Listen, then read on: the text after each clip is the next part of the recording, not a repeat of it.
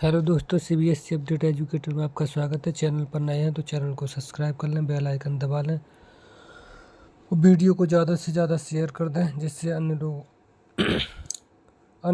अन्य स्टूडेंट को भी इसकी जानकारी मिल सके। हम आपके लिए लेकर आते हैं विज्ञान विषय की 20 MCQS ऑब्जेक्टिव टेस्ट सीरीज, जिसमें से ऑल कंपटीशन में सवाल पूछे जाते हैं।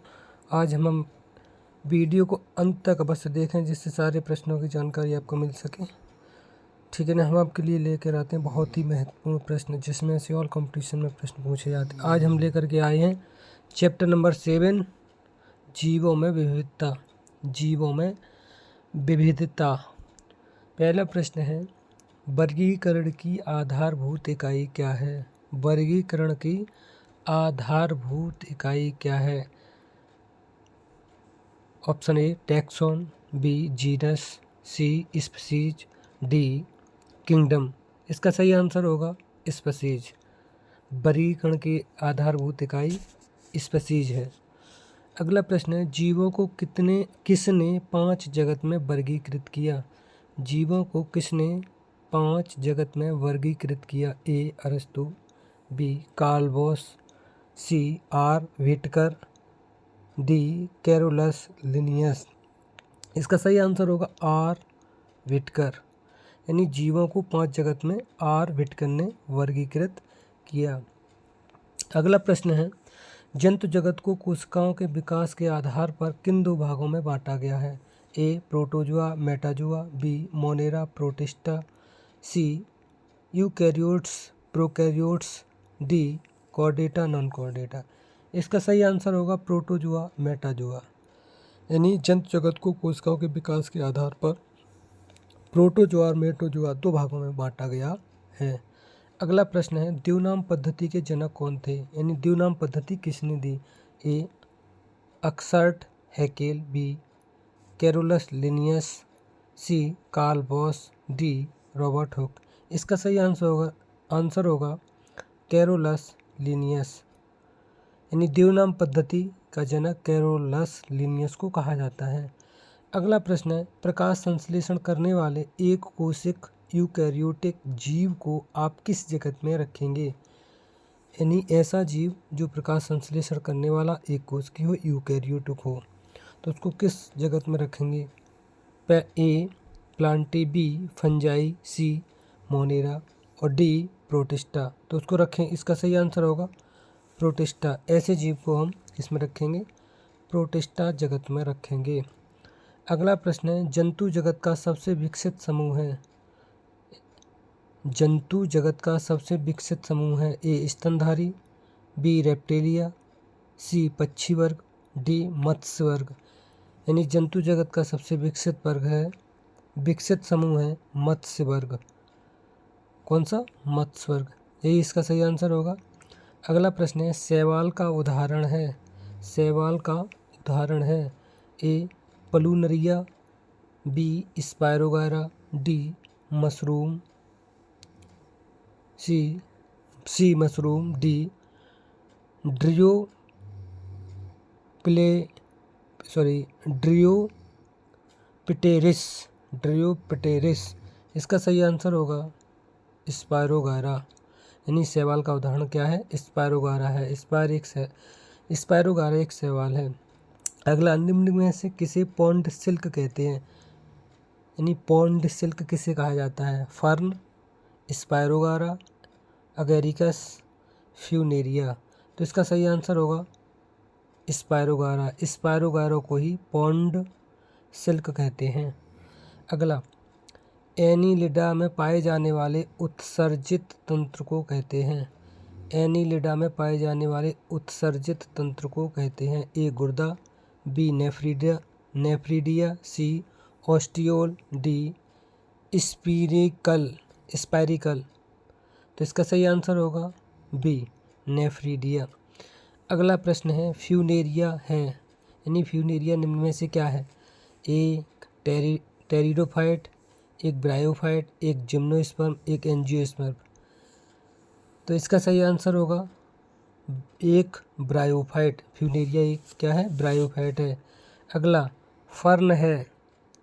नंबर 1 ब्रायोफाइट, बी जिम्नोस्पर्म, सी टेरिडोफाइट और डी एंजियोस्पर्म। यानी फर्न क्या है, तो इसका सही आंसर होगा टेरिडोफाइट, यानी फर्न एक टेरिडोफाइट है। अगला प्रश्न है, निम्न में से किस पौधे में राइजोइड नहीं पाया जाता है? यानी ऐसा कौन सा पौधा है जिसमें राइजोइड नहीं पाए जाते हैं? पहला मॉस, बी म्यूकर, सी पाइनस, डी अगेरिकस। इसका सही आंसर होगा पाइनस। पाइनस में राइजोइड नहीं पाए जाते हैं। पाइनस में राइजोइड नहीं पाए जाते हैं। अगला है, बुकलंग पाया जाता है चूहा में, बिच्छू में, रोहू में, तिलचट्टा में। तो बुकलंग किस में पाया जाता है? बिच्छू में पाया जाता है। सही आंसर, यानी बिच्छू में बुकलंग पाए जाते हैं। अगला है, इनमें से कौन पुष्पीय पौधे हैं? यानी ऐसे कौन से पौधे हैं जिनमें पुष्प आते हैं? Moss, angiosperm, lichen, fern. तो इसका सही आंसर होगा एंजियोस्पर्म जो होता है पुष्पीय पौधे होते हैं। अगला है, एक द्विबीजपत्री पौधा है, इनमें से बताना है कौन सा द्विबीजपत्री पौधा है। नंबर 1 मक्का, ए धान, बी मक्का, सी बाजरा, डी गुड़हल। यानी एक द्विबीजपत्री यानी डाइकॉट, ऊपर वाले धान मक्का बाजरा सब मोनोकॉट हैं, तो डाइकॉट में क्या हो जाएगा? गुड़हल। गुड़हल जो है एक द्विबीजपत्री पौधा है, बिल्कुल सही। अगला है, सरलतम पौधों को किस वर्ग में रखा गया है? अब सरलतम पौधे, ठीक है, जिसके तना और टहनी एहनी में कोई अंतर नहीं होता है पत्ती में, ठीक है, उनको सरलतम पौधा कहा जाता है।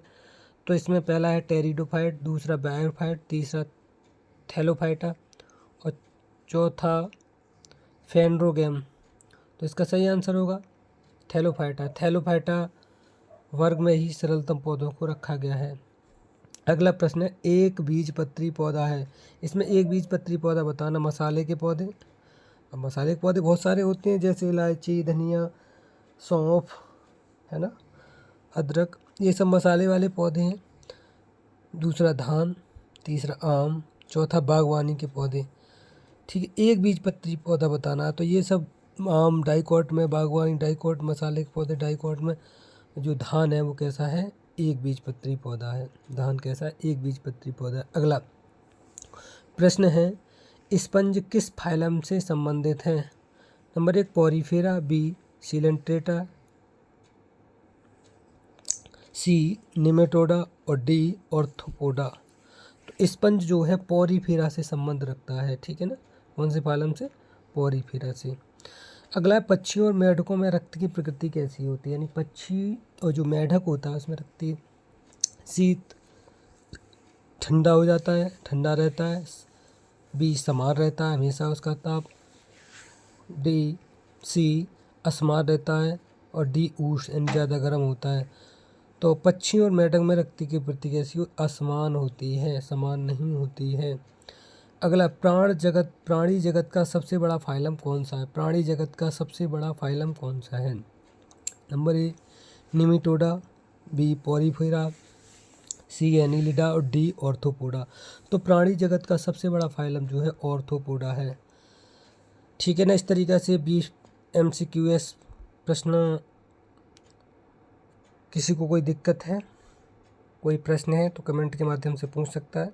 वीडियो को ज़्यादा से ज़्यादा शेयर करें, लाइक करें, कमेंट करें। या चैनल पर नए हैं तो चैनल को सब्सक्राइब करें। हम आपके लिए लेकर आते हैं MCQS ऑब्जेक्टिव टेस्ट सीरीज की टेस्ट सीरीज, जिसमें होती हैं 20 question. Daily objective test series science विषय की, चैप्टर वाइज। वीडियो को ज़्यादा से ज़्यादा शेयर करें, लाइक करें, कमेंट करें। चैनल पर नए हैं तो चैनल को सब्सक्राइब करें, जिससे आने वाला हर नोटिफिकेशन आपको मिलता रहे। आज के लिए इतना ही।